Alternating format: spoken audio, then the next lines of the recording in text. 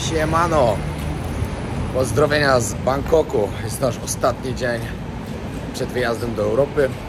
Dzisiaj mamy jeszcze masę rzeczy do zobaczenia i do pokazania Wam. Jestem pewien, że ten odcinek Wam się spodoba. Zatrzymaliśmy się na arabskiej dzielnicy, która jest obok Nana Plaza. Good morning. Thank you, thank you. I już nas zaczynają spamować. To po pierwsze, a po drugie już próbują nam wcisnąć dookoła Bangkoku pewnie za tanie pieniądze i jeździcie wtedy sobie po sklepikach. Pamiętajcie, nie dajcie się na to nabrać. Idziemy zaraz zjeść śniadanie, do wypożyczalni samochodów i ruszamy w trasę. Jesteśmy teraz na Lumpini, zaraz niedaleko stacji. Jedziemy wynająć samochód. Wypożyczaliśmy tu już kiedyś. Jest to w e-booku u nas napisane, także jak ktoś będzie z Was szukał wypożyczalni w Bangkoku, to stąd braliśmy i było wszystko dobrze. No i mam nadzieję, że dzisiaj też będzie. Tutaj macie numer, jakby ktoś potrzebował. I ruszamy. Wynajęliśmy samochód za 1000 batów. Jariskę taką malutką. Ale nic nam więcej nie potrzeba. Dokładnie tak. Wszystko elegancko Pan sprawdził. Jedziemy. Mamy dzisiaj 3 albo 4 miejsca do zobaczenia. Także damy Wam fajny pomysł, jak to zrobić, jak tutaj będziecie. Dojechaliśmy właśnie do Ancient City. Jeśli chcecie tu przyjechać metrem, to można przyjechać BTS czy MRT? BTS. BTS-em do stacji dokładnie Keha. Tak. Później musicie wziąć taksówkę i tutaj jeszcze kawałek podjechać. Samochodem wiadomo dużo łatwiej, ale da się. Dodatkowo jest taki jeden trik, który możecie tutaj zrobić, żeby mieć za połowę ceny te bilety, ale to znajdziecie w naszym e-booku. Nie możemy Wam wszystkiego zdradzać w filmie.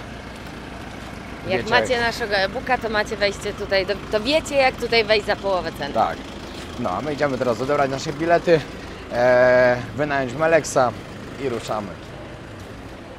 Na miejscu jest możliwość wynajęcia samochodziku golfowego albo po prostu elektryczny rower albo normalny.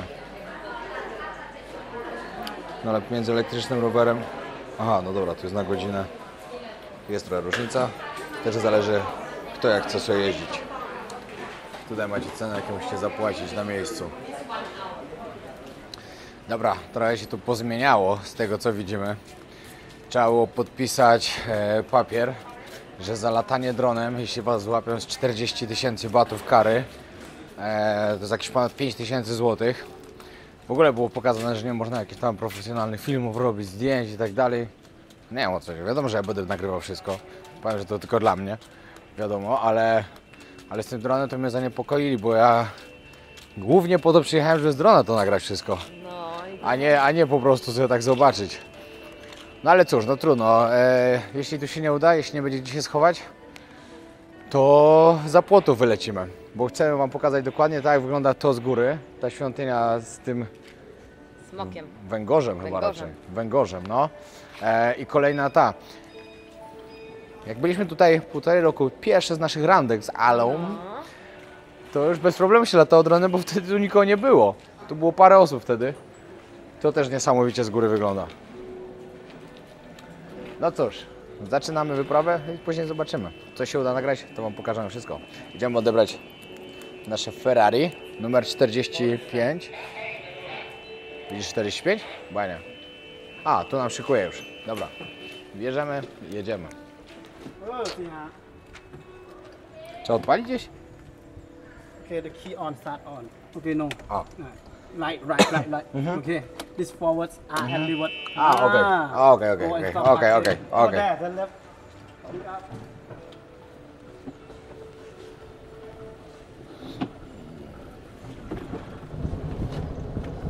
No i słuchajcie, może zapytacie, co to w ogóle jest za miejsce? A my Wam odpowiemy. To jest, można powiedzieć, trochę taki skansen, takie, nie wiem, muzeum, bo tutaj są repliki najbardziej znanych świątyń tajskich i nie tylko. Takie mniejsze wersje, aczkolwiek też bardzo duże, więc to jest naprawdę bardzo ładnie.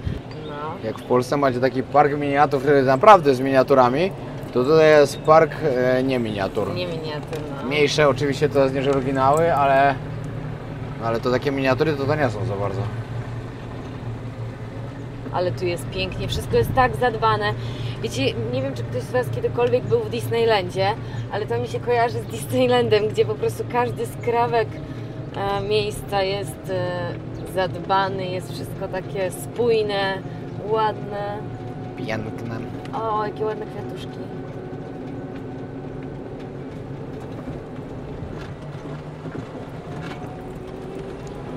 No i dobra, zaczniemy teraz od miejsca, które właśnie Wam pokazywaliśmy tam na zdjęciu. Co wygląda z drona niesamowicie. I to nie jest replika, to nie jest Takie czegoś miniatura. właśnie nigdy w Tajlandii nie tak, widziałem, tak. nie, w żadnym miejscu. To akurat nie jest replika, ale pięknie to wygląda.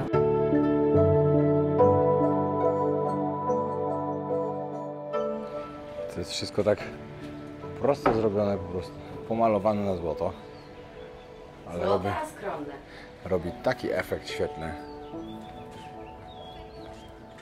No i w środku tam możecie zobaczyć jakieś tam posągi, ale nic takiego świetnego, żeby tracić tam czas. Ale ważne, że to nie jest świątynia, No. więc tutaj nie obowiązuje dress code jak do świątyni. Tam jest jedna świątynia przy wejściu, to później pokażemy, ale tutaj to są...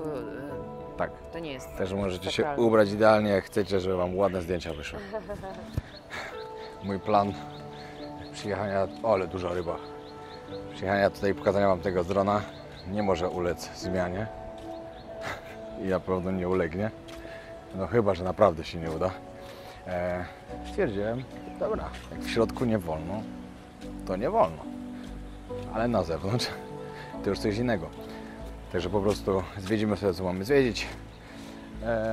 Wyjedziemy później, wjedziemy na takie osiedle prawdopodobnie, które tu jest obok. Tak na mapie teraz patrzyłem. I się polata. Nie no, musicie to po prostu zobaczyć, bo to jest zupełnie co innego, jak się to widzi z góry, a jak się widzi z dołu. Zresztą jak ze wszystkim. Powiem Wam, że już mi smutno, że wyjeżdżamy, naprawdę. Tak kocham tą Tajlandię, ale 3 miesiące w Europie, jeszcze teraz w lato, to będzie tak świetna sprawa. Uwielbiam lato w Europie. A tutaj tak się sezon deszczowy zaczyna, także nie ma się czym martwić.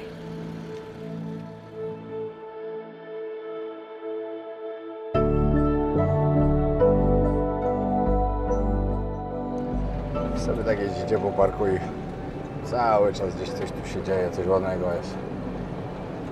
Bardzo warto tu przyjechać. Jest to tak blisko, to jest w sumie Bangkok dalej, no ale jak od centrum liczyć, to jest naprawdę godzinka drogi i jesteście.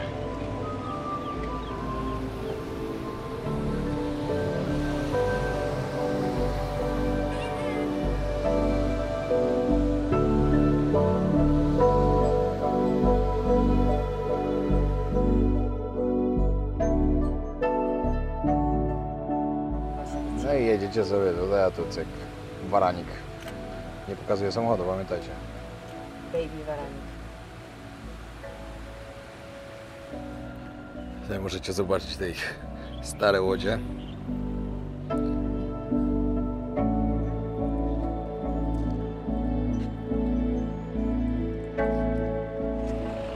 Teraz miejsce też, które można zobaczyć na wielu różnych zdjęciach na internecie właśnie z Tajlandii. To właśnie jest tu z Ocean City, ta świątynia z tym wielkim węgorzem.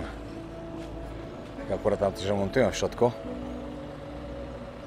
No i tutaj jest, ale miałem piękne zdjęcie kiedyś zrobione, które było na miniaturce.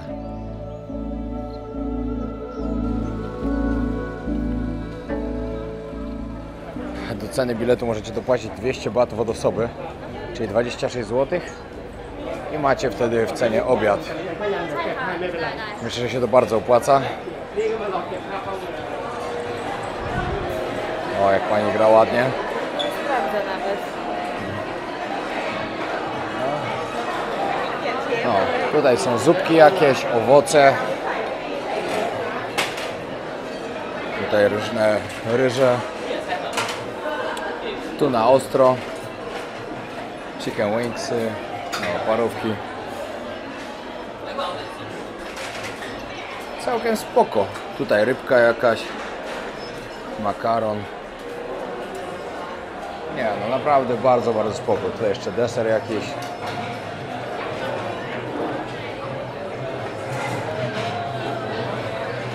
Jest naprawdę dobrze. No i tak wygląda obiadek. Deserek, ala deserek 2. I nikt nic nie sprawdzał. Tak tylko mówię. No, na obiad wchodzicie. Nawet nikt nic nie pyta. Kompletnie. My mieliśmy zapłacone. Ale tak mówię.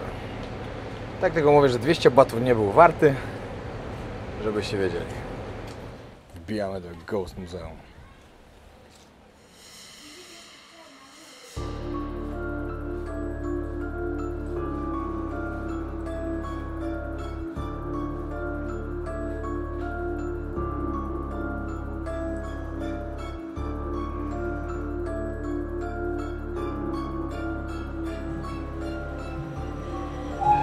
O.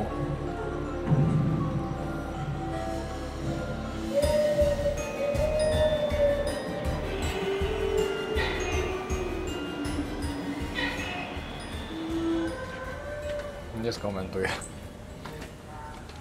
A nie było to jakieś super ciekawe. No a to na samej górze Budda. Czego nie rozumiesz? No właśnie. Dobra, gdzie się schodzi?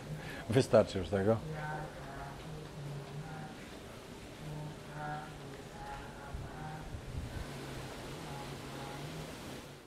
Nasza fura.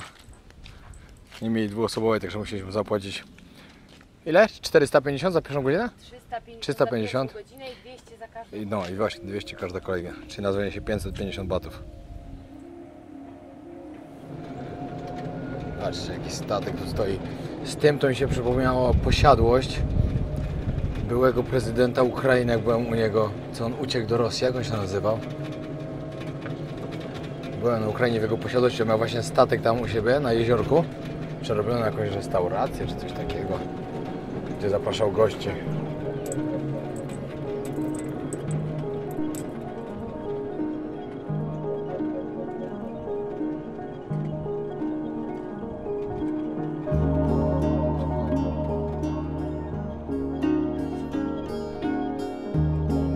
Ale piękna to jest roślinność. Wiesz co to jest? No, dom tajski of course. Tak, tajski dom. A jak? Słoń prawdziwy, jakby co, jakbyście pytali. O, to drugie.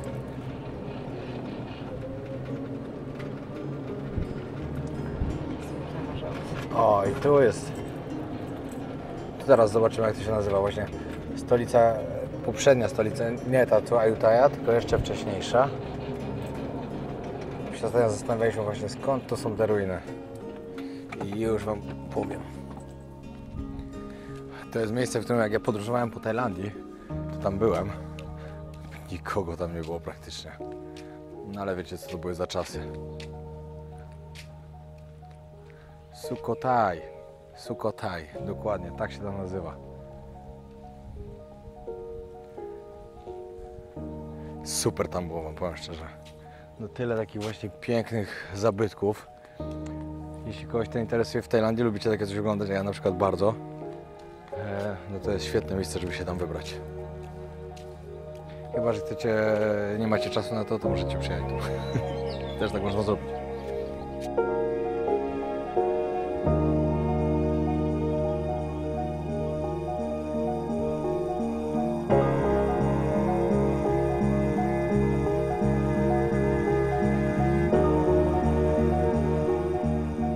Pamiętacie, jak narzekałem na pogodę na Phuket? Że padało cały czas? Tu nie pada, jest naprawdę pięknie, ale jest ponad 40 stopni. Ogień.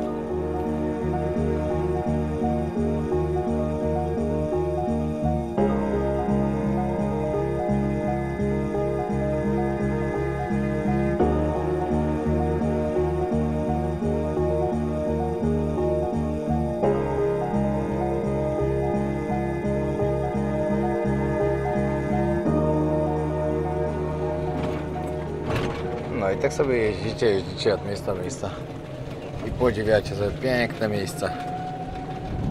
Warto tutaj przyjechać, poświęcić tak 3-4 godziny na pewno i zobaczycie dużo. My się musimy ominąć 2 godziny, właśnie już kończymy, polecimy. No, byliśmy już wcześniej, lecimy w kolejne 2 miejsca, może 3. No moi Państwo, chyba wjeżdżamy właśnie do Ayutthaya. Czy tak? Tak.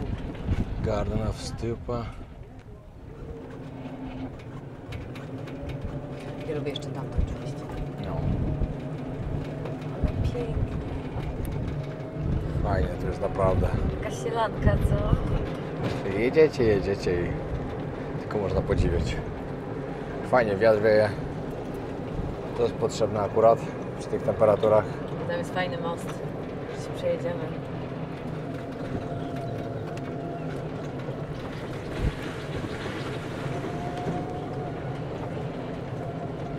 Świetne to jest.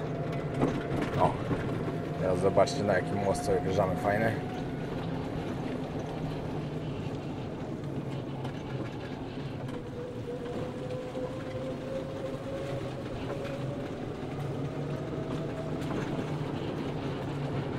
Petarda.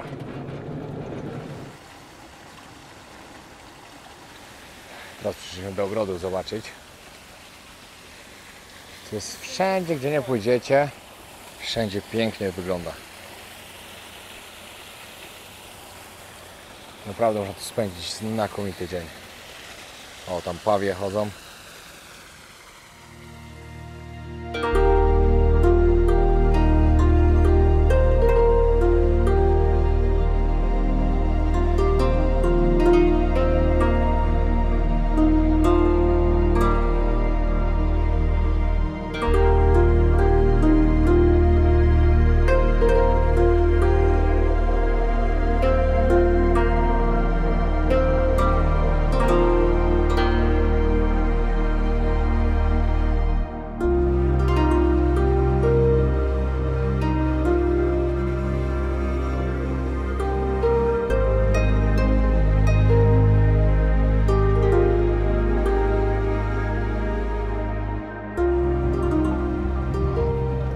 Coraz więcej ludzi, także w dobrym momencie wychodzimy.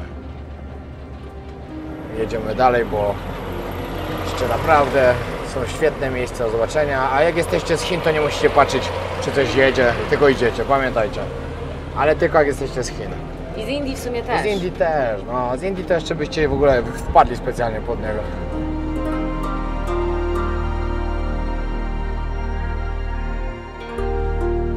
No i teraz kolejne miejsce, w które Was dzisiaj zabieramy, czyli Erevan Muzeum.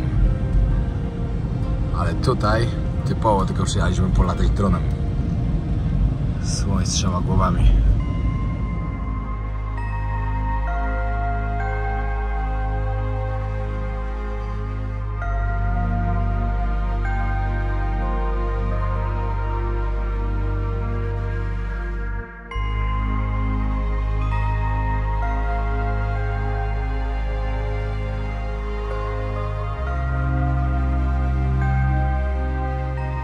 Trochę polataliśmy, ale już był przypał. Jak lądowałem, to od razu przyszedł ochroniarz. I oczywiście pamiętajcie, jak macie jakieś gdzieś coś, no English, nie rozumiecie i wiecie. No, ale kazał skasować, a powiedzieliśmy no English, pojechaliśmy i się udało. Dla dobra materiału i dla Was, żebyście to zobaczyli, pamiętajcie. To jest poświęcenie. No, ale nie wiem, co oni się tak zaczęli czepiać tych dronów, oni się nigdy tego nie czepiali. A teraz, no dron. Dziwna akcja. Tu jeszcze możecie zobaczyć z tej strony, jak to wygląda. Znakomite miejsce, bardzo, bardzo piękne. Dobra, kolejne miejsce, do którego jedziemy, jest to Dragon Temple. Niektórzy twierdzą, że to jest w Bangkoku, ale to nie jest w Bangkoku, żebyście od razu wiedzieli. Bo na przykład tutaj jest Erevan Museum. Żeby dojechać tam, to musimy przejechać najpierw cały Bangkok i jeszcze dalej. Mamy tam 54 km. Dojedziemy na 16:30. Pamiętajcie, że do 17:30 jest to tylko otwarte. Ale zależy nam właśnie tam, żeby być o takiej godzinie, bo chcę złapać smoka w dobrym ujęciu. Tak jakby ze słońcem w buzi, że zieje ogniem. Trzymajcie kciuki, żeby mi się to udało. I te 3 miejsca, które dzisiaj są, to są naprawdę takie, może nie całkiem oczywiste do zobaczenia w Bangkoku, bo większość idzie po prostu oglądać Wat Arun, Wat Po i tak dalej, ale na pewno są miejsca, które bardzo, bardzo warto odwiedzić, bo są po prostu cudowne. Zresztą myślę, że po tym filmie sami tak stwierdzicie, jak Wam się podobają. Zostawcie subskrypcję. Kolejny odcinek będzie z Londynu. No i dojeżdżamy już do wieży ze smokiem, a dokładnie do świątyni ze smokiem, bo to jest świątynia. Zaraz wam pokażę. Musimy znaleźć miejsce i szybko tam iść, bo za pół godziny zamykają. A musimy jeszcze trochę filmików, zdjęć porobić. No i wam pokazać przede wszystkim. O, tutaj już widać. Czekajcie. O, już jesteśmy. Jest. No i dojechaliśmy. Trzeba będzie się wspiąć na górę. I miejmy nadzieję, że tu będziemy mogli polatać. Bez problemu. No nie, to znowu się będzie trzeba chować. Ale chcemy zrobić taki fajny filmik, jak z okienka wylatujemy. Żeby mieć po prostu na rolkę na Instagrama i na shortsa. Co czeka? Jest. Co trzeba? No. Także zapraszamy na nasze Instagramy od razu. Lala Chorosz, Podróże Wojownika, YouTube. To robi takie wrażenie. Tutaj kiedyś wrzucaliśmy monety. Na szczęście trzeba było trafić tam do któregoś z naczyń.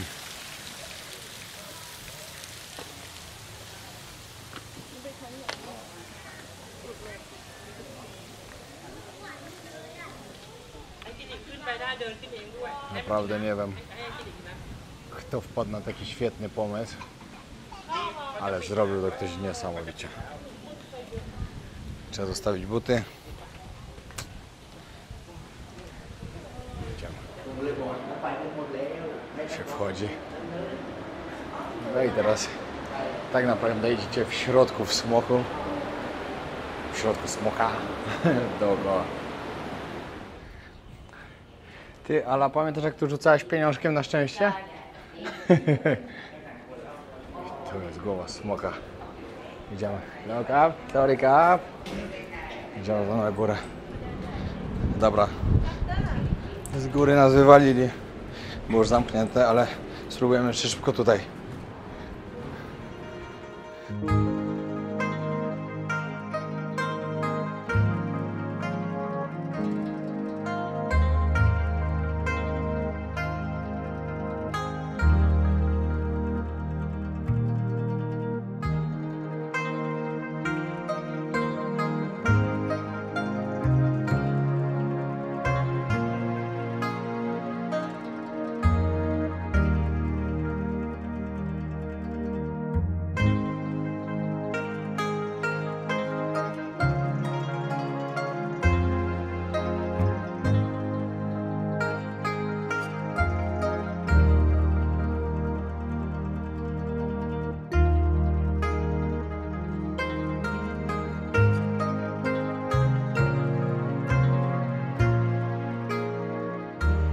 Robota zrobiona. Ej, a czemu oni byli na górze, a my nie mogliśmy?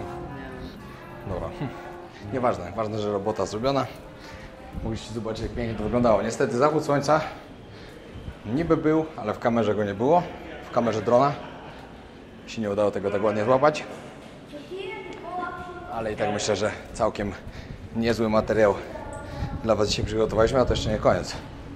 Bo jeszcze idziemy teraz tutaj z dołu coś porobić. Może później i coś opowiedzieć właśnie, żebyście się dowiedzieli w ogóle, co to za miejsce. Co do Erevan Museum, ja tam byłem parę lat temu w środku, ale jeszcze nie była, chociaż jak będzie następnym razem w Tajlandii, to się tam wybiera. Myślę, że też warto tam wejść do środka, bo całkiem ładnie to wygląda. U nas w e-booku też znajdziecie dokładnie informacje na ten temat. Tam jest napisane, kiedy są otwarte te miejsca. I tak najlepsze jest to, że mieliśmy też napisane, do kiedy jest to otwarte. Tak. Tego nie sprawdziliśmy. Także... Wiecie, jak ten e-book naprawdę, wiecie, jak on nam pomaga też tak na co dzień, jak mieszkamy w Tajlandii? Dokładnie. Wiecie, często się czegoś zapomina, a to nam później pomaga. Także jeśli chcecie, www.notolecę.pl. Tak jest. Tak. A pod koniec roku, ale jak tu wróci, będzie robiła aktualizację nowych miejscówek. I każdy, kto kupił do tej pory i kupi teraz, i tak ma dożywotni dostęp do aktualizacji za darmo. Dokładnie tak. Także warto. Tutaj się zaczyna smok. Jego jedna łapa, jedna noga.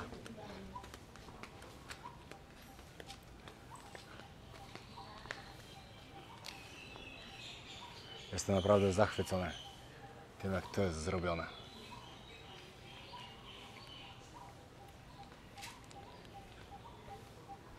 Albo wielki słoń, później żółw, a tu jeszcze wielki pław. Tego nie widziałem nigdy.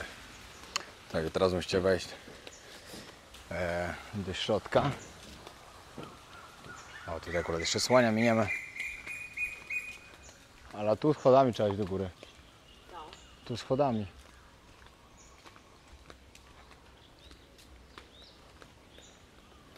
Czy tam jest wejście może? Tam. Przecież mówiłem. O, patrzcie jaki słoń. Tutaj macie świątynię jeszcze wielkiego Buddy, pomnik.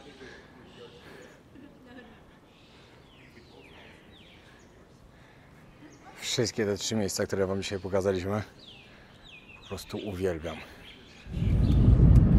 No, także zapiszcie sobie wszystkie te 3 miejsca, które wam pokazaliśmy. To jest naprawdę bardzo fajny plan na spędzenie dnia w okolicach Bangkoku. Bo... Tak, tylko zdecydowanie, jeśli chcecie zobaczyć wszystkie te 3 miejsca, to musicie mieć samochód. Bo nawet tutaj komunikacją miejską było bardzo ciężko. W ogóle nie wiem, czy to by trzeba było jakieś specjalne autobusem. Mamy wszystko opisane w e-booku po kolei. Tak, autobusem? Mamy całkowity opis, jak po kolei dojechać, którym autobusem. Ja tak jechałam osobiście, więc się da. No, ale dobra, szczerze to... Da się, tylko to zajmuje dużo czasu, wiecie, lepiej sobie wziąć samochód. Ale my też byliśmy też taksówką raz. Byliśmy ostatnio, też jeździliśmy tak taksówką, ale to nie jest, wiecie, wypożyczenie kosztowało 1000 batów, więc to wychodzi bardzo zdecydowanie lepiej. A jeszcze na przykład jak jedziecie w 4 osoby, to już w ogóle takie grosze wychodzą, że się nawet nie opłaca inną komunikacją taką. No, my teraz mamy godzinę powrotu do Bangkoku. Samochód oddać, później się będziemy spotkać jeszcze ze znajomymi, także jeszcze nie kończymy. Jeszcze coś tam wam pokażemy. Przyjechaliśmy na Jot Fair Market, który jest koło G-Tower. Tutaj ten budynek przypomina literkę G. Będziecie w Bangkoku, świetne miejsce. Codziennie dużo ludzi, tu się można piwka napić, zjeść coś dobrego, kupić fajne rzeczy bardzo tanio. Także bardzo, bardzo polecam odwiedzić to miejsce. Ja myślę, że to jest chyba najlepszy night market w Bangkoku. Na ten moment tak. No. Przynajmniej na razie, tak w sumie jak Ala mówi. My w sumie jesteśmy tak każdym razem tutaj, jak przylatujemy do stolicy naszego ukochanego kraju, czyli Tajlandii. Idziemy na szybkie zakupy przed wyjazdem, żeby jeszcze coś kupić, a później na kolację z znajomymi.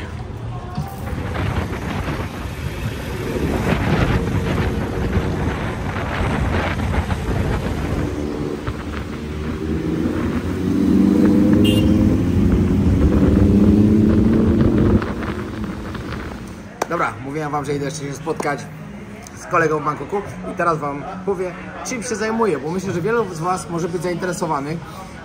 Mi Piotr pomaga bardzo, także myślę, że nie jednemu z was też może pomóc.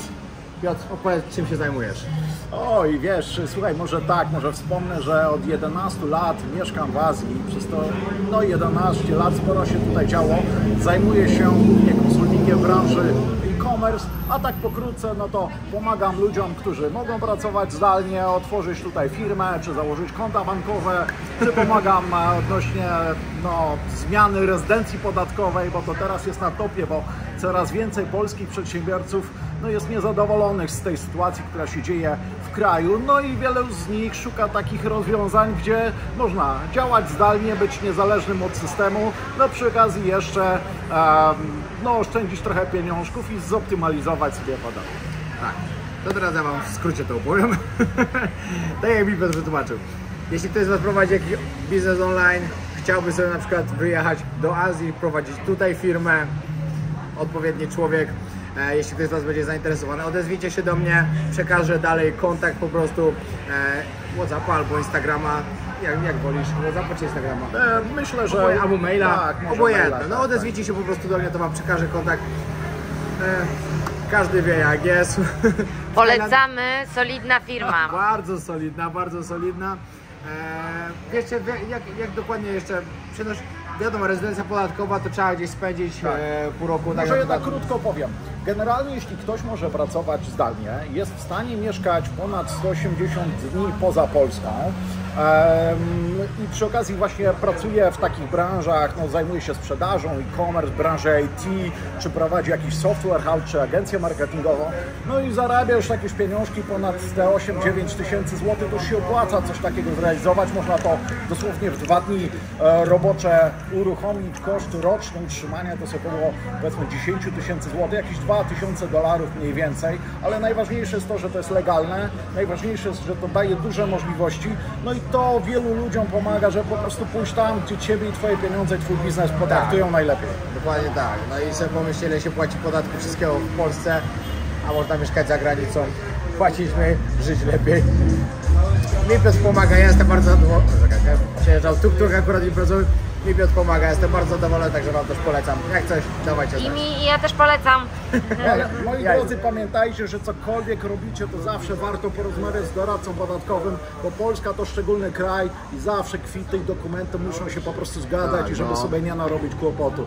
No i zawsze, jeśli ktoś da znać, że jest z polecenia gdzieś od Piotra, to ja zawsze bezpłatnie jestem w stanie przynajmniej komuś doradzić, podpowiedzieć, na co zwrócić uwagę, żeby sobie nie narobić kłopotu. Tak, dokładnie tak. To dawajcie zdanie łycy. Wracamy na naszą arabską dzielnicę. Ja naprawdę jestem mocno w szoku. Ja nie wiedziałem, że w Bangkoku jest taka dzielnica. Nie lubię tej dzielnicy. Kepsy. Wczoraj wszedłem do hotelu, to też się mnie zapytali, czy jestem Arabem. Ja mówię, no nie. Chyba nawet nie wyglądam za bardzo. Może... Co? Ktoś przyleci do Bangkoku i się zatrzyma tutaj i tylko takie coś widzi, to może nie polubić Bangkoku. No. Syf. Kawałek dalej podobno jest jeszcze afrykańska dzielnica. A kawałek dalej Nana Plaza, czyli miejsce z setkami dziewczyn, które szukają przygody. Kolega mi mówił. Ale ja nie wiem, tak słyszałem. Ja nawet nie wiem, gdzie to jest. Słyszałem, że tylko w okolicy arabskiej dzielnicy. Aha, no okej, to masz farta. Tak słyszałem. No. To masz farta. Idziemy zanieść do rzeczy do domu i dziś jeszcze idziemy sobie dalej, bo to jest nasza ostatnia noc w Bangkoku. Mama sas. Także warto się gdzieś przejść jeszcze. Chodźcie. Marhaba.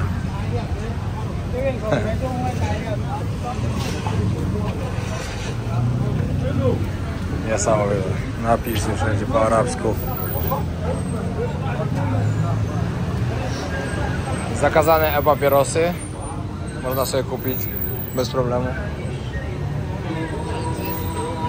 Strasznie. Jest Bangkok, który ja znam. Strasznie. Syf tu jest okropny. Serio, nie zostawajcie tu nigdy.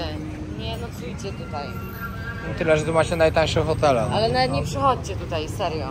Dopłaćcie trochę więcej i idźcie gdzieś indziej. Serio. Gdziekolwiek.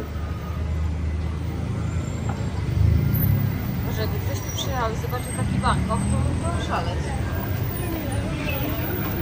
No. Kepsiki.